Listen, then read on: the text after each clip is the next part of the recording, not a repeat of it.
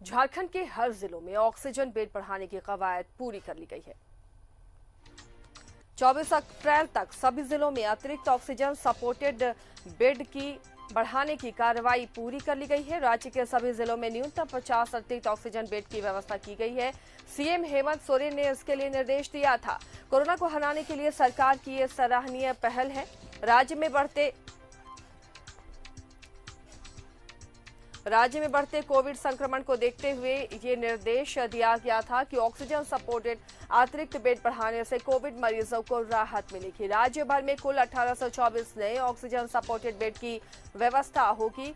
बोकारो के general hospital में नए 174 ऑक्सीजन सपोर्टेड बेड की व्यवस्था की गई है। वहीं चतरा में 50 ऑक्सीजन सपोर्टेड एक्स्ट्रा बेड लगाए गए हैं। देवघर में भी 50, धनबाद के पीजी ब्लॉक एक्सटेंशन में भी 82 ऑक्सीजन सपोर्टेड बेड एक्स्ट्रा लगाए गए हैं।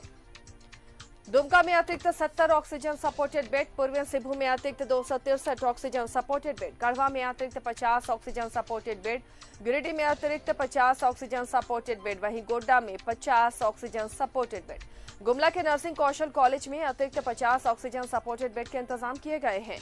हजारीबाग के शेख भिखारी मेडिकल कॉलेज में अतिरिक्त 90 ऑक्सीजन सपोर्टेड बेड, जामताड़ा के जिला अस्पताल में अतिरिक्त 50 ऑक्सीजन सपोर्टेड बेड, वहीं खूंटी में 80 ऑक्सीजन सपोर्टेड बेड की व्यवस्था की गई है। जबकि कोडरमा के सदर अस्पताल में 50 अतिरिक्त ऑक्सीजन सपोर्टेड बेड होंगे। लातेहार में 50, लोहरदगा के सामर्थ विद्यालय हिरही में 50 ऑक्सीजन सपोर्टेड बेड की व्यवस्था की गई है। पाकुड़ के एनएम ट्रेनिंग स्कूल में 50 से अतिरिक्त ऑक्सीजन सपोर्टेड बेड होंगे। पलामू के जीएनएम कॉलेज में अतिरिक्त 50 ऐसे बेड के इंतजाम किए गए हैं। वहीं रामगढ़ के सीसीएल सेंट्रल अस्पताल में अतिरिक्त 50 ऑक्सीजन सपोर्टेड बेड होंगे। उसी तरह साहेबगंज सदर अस्पताल में भी 50 अतिरिक्त सपोर्टेड बेड, सरायकेला में 50, सिमडेगा के पॉलिटेक्निक कॉलेज में 50, पश्चिम सिंहभूम के डीटीआई में अतिरिक्त 50 ऑक्सीजन सपोर्टेड बेड की व्यवस्था की गई है। लगातार जिस रफ्तार के साथ कोरोना मरीज बढ़ते जा रहे हैं राज्य में, उसे देखते हुए पहले ही सीएम ने निर्देश दिया था कि तमाम जिलों में अतिरिक्त ऑक्सीजन सपोर्टेड बेड की व्यवस्था की जाए और उसी के मद्देनजर अलग अलग भवनों को चिन्हित कर कई जगह अस्पतालों में ही अगर व्यवस्था है तो वहीं पर बेड बढ़ाए गए हैं। कई जगहों पर स्कूल या फिर कोई ऐसे भवन का इस्तेमाल किया जा रहा है जहां पर अतिरिक्त ऑक्सीजन सपोर्टेड बेड की व्यवस्था की गई है ताकि मरीजों को भटकना ना पड़े। लगातार न्यूज़ 11 भारत भी ये खबर दिखा रहा है कि अपने अपने परिजनों को लेकर, मरीजों को लेकर इधर उधर भटकते हुए लोग नजर आ रहे हैं। एम्बुलेंस से अस्पताल दर अस्पताल और उन्हें बेड नहीं मिल पा रहा है। ऐसे में ये बड़ी राहत होगी।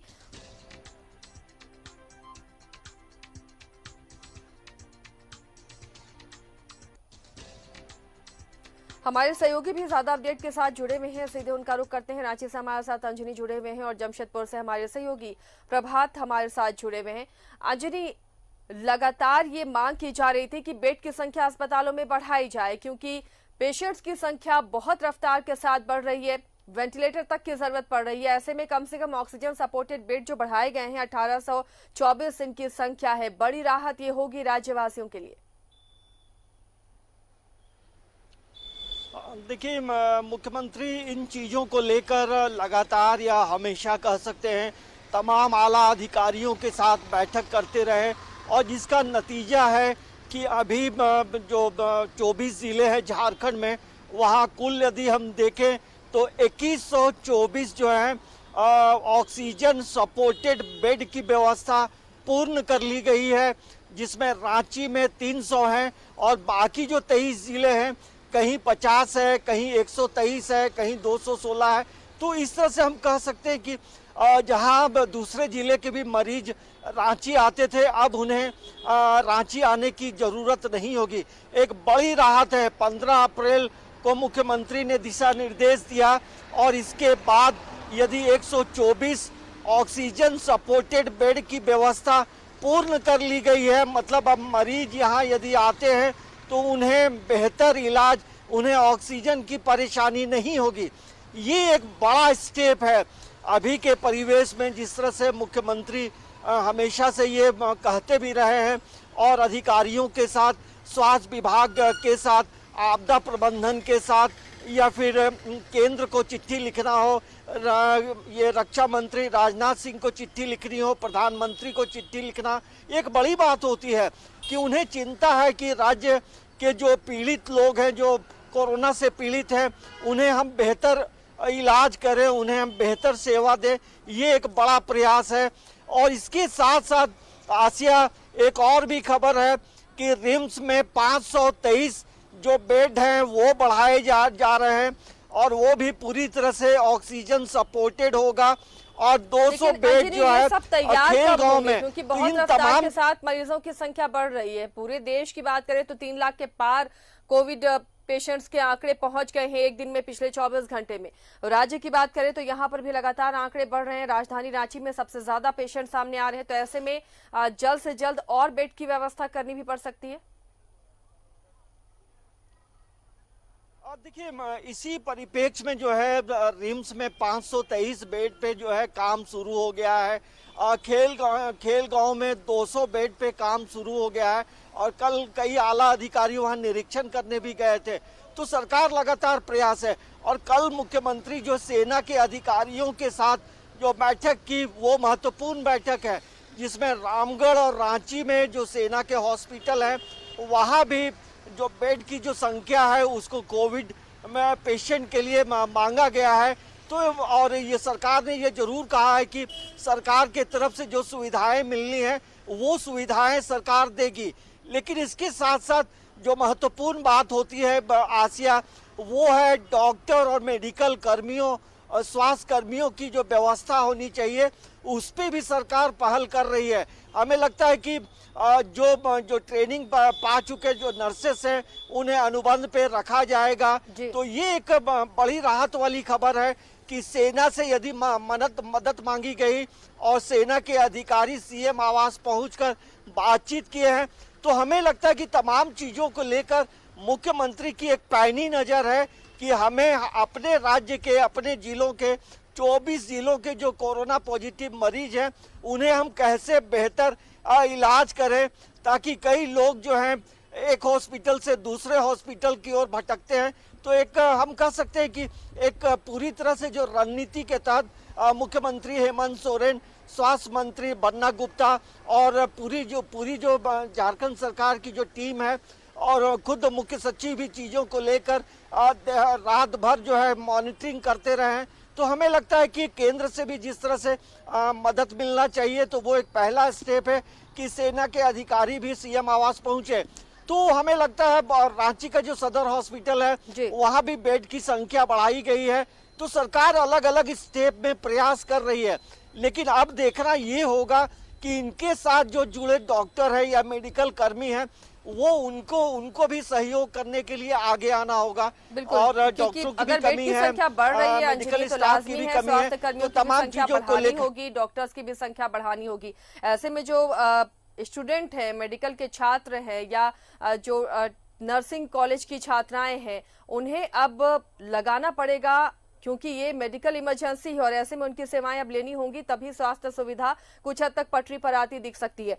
प्रभात, जमशेदपुर में भी बेड बढ़ाए जा रहे हैं, क्योंकि रांची के बाद पश्चिमी सिंहभूम, पूर्वी सिंहभूम में बहुत ज्यादा आंकड़े निकल रहे हैं कोरोना पेशेंट्स के।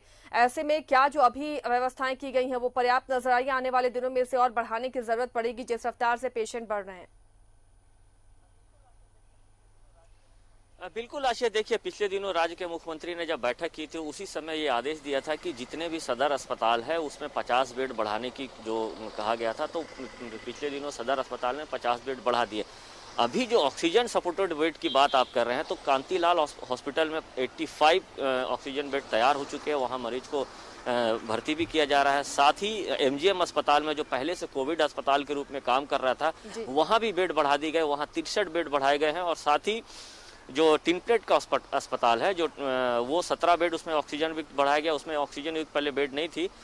और टाटा मेन अस्पताल में जो पहले से 300 से ज़्यादा बेड काम कर रहे थे, उसमें भी और 88 बेड जो कोविड के लिए बनाया गया था और उसमें ऑक्सीजन सपोर्टेड बेड तैयार कर लिए गए हैं। अगर हम पूर्वी सिंहभूम की अगर हम बात करें, तो ये पिछले दिनों जिस तरीके से आपाधापी हो रही थी, ऑक्सीजन युक्त बेड की मांग हो रही थी, लोग इधर उधर भटक रहे थे, जानकारी नहीं हो पा रही थी, तो इसको लेकर कहीं ना कहीं राज्य के मुख्यमंत्री ने जो आदेश दिया, और सबसे ज़्यादा अगर हम कहें तो जिले में इसी जिले को 263 ऑक्सीजन युक्त बेड मिले हैं और वो कारगर है और अभी काम भी करना चालू कर दिया।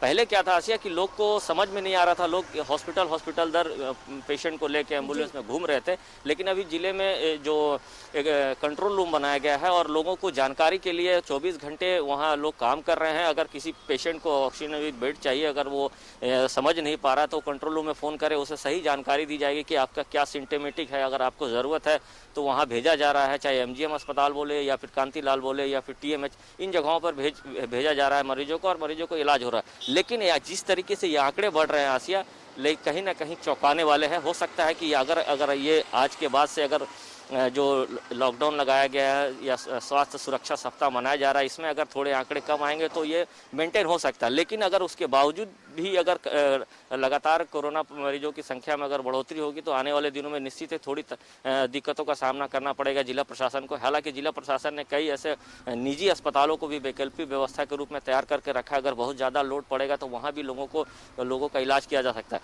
लेकिन जिला प्रशासन ये लोगों से ये भी आग्रह कर रहा है कि अगर आपको एसिम्प्टोमेटिक है, अगर आपको बहुत ज़्यादा कुछ लक्षण नज़र नहीं आ रहा है तो आप घर पे ही आइसोलेट रहे। घर पे आइसोलेट रह के जो डॉक्टर के द्वारा जो सलाह दी जा रही है, चाहे वो दवा लेने की बात हो या फिर भाप लेने की बात हो, ये अगर आप करते हैं घर में तो आप घर से ही ठीक हो सकते हैं, ताकि जो गंभीर मरीज है जिसे सही में ज़रूरत है ऑक्सीजन की या वेंटिलेटर की या ICU को, उनका इलाज किया जा सकते। तो जिला प्रशासन अपनी ओर से सारी तैयारी कर रखा है, स्वास्थ्य विभाग भी 24 घंटे लगा है। साथ ही जो पिछले दिनों ये देखा गया था कि TMH के बहुत से डॉक्टर जो है पॉजिटिव पेशेंट, उनके लिए सरकार ने कहा था कि तमाम उन्हें मेडिकल सुविधाएं घर पर दी जाएंगी। ऑक्सीजन की अगर जरूरत होगी तो वो मिलेगा, ऑक्सीमीटर मिलेगा, दवाएं डॉक्टर से परामर्श के बाद दवाएं उनकी मिलेगी, मॉनिटरिंग उनकी होगी। तो क्या ऐसा कहीं नजर आ रहा है? बिल्कुल, देखिए आशिया, मैं पहले ही बताया जो कंट्रोल रूम बनाया गया है इसी सब चीज़ के लिए मॉनिटरिंग किया जाता है। और मैंने पिछले दिनों जब इस पर खबर भी बनाया था कि कंट्रोल रूम में क्या सही में कंट्रोल रूम से लोगों को ये सूचनाएं दी जाती है, तो वहाँ जो कंट्रोल रूम में करीब 10 से 12 लोग हैं जो हर दिन जो पॉजिटिव मरीज है उनकी जो घर में है आइसोलेट है उनकी मॉनिटरिंग की जाती है। उनसे फ़ोन किया जाता है, उनसे पूछा जाता है कि आपकी तबीयत कैसे है, आप दवा कौन कौन सा ले रहे हैं, जो दवा डॉक्टर प्रिस्क्राइब किया वो दवा ले रहे हैं, यानी अगर आपको दवा की कमी है तो आपको दवा भी पहुंचाएगा। तो सुबह शाम जो होम आइसोलेशन में है, जो घर में आइसोलेट है, उन लोगों की जानकारी ली जाती है जिला प्रशासन के द्वारा।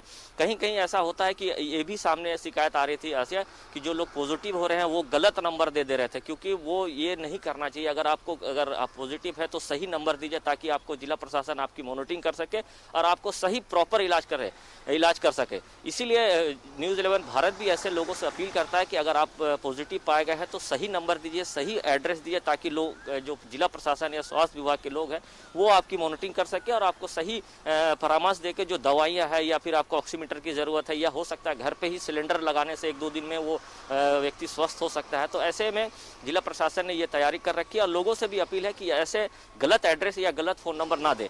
रही बात जो मेडिकल अफसर की हम बता रहे थे, मेडिकल डॉक्टर्स की बात बता रहे थे कि टाटा मेन हॉस्पिटल के 40 डॉक्टर और करीब 30 से 40 ऐसे नर्सेस जो पॉजिटिव हो गए थे। हालांकि TMH ने इसकी वैकल्पिक व्यवस्था कर रखी है। धीरे धीरे जो डॉक्टर पॉजिटिव पाए गए थे वो नेगेटिव हो रहे, उन्हें फिर से लाया जा रहा है। MGM में भी ये दिक्कतें आ रही थी, लेकिन जहाँ यहाँ का जो MGM मेडिकल कॉलेज है, जहाँ फाइनल ईयर के स्टूडेंट है, उन्हें भी लगाने की कार्रवाई शुरू कर दी गई।